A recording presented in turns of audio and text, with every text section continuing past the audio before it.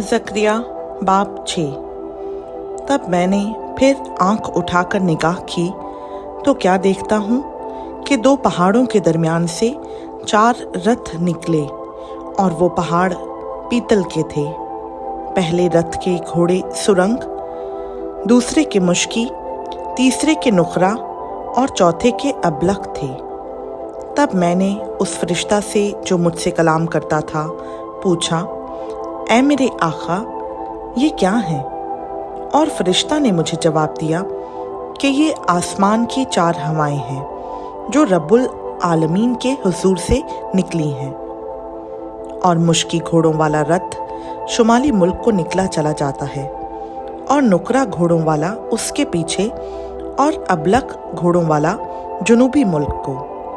और सुरंग घोड़ों वाला भी निकला और उन्होंने चाहा कि दुनिया की सैर करें।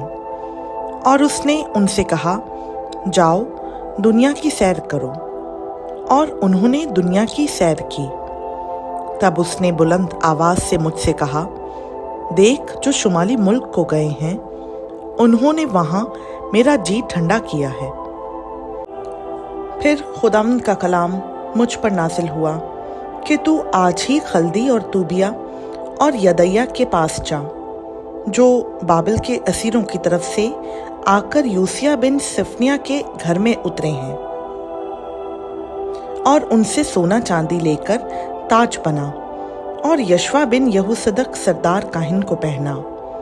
और उससे कह कि रब्बुल अफ़वाज यूं फरमाता है कि देख, वो शख्स जिसका नाम शाख है उसके ज़ेरे साया खुशहाली होगी और वो खुदावंद की हैकल को तामीर करेगा।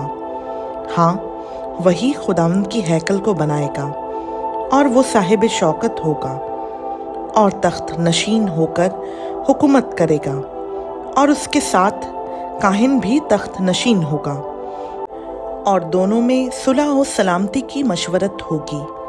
और ये ताज हलीम और तूबिया और यदैया और हीन बिन सफनिया के लिए खुदावंद की हैकल में यादगार होगा।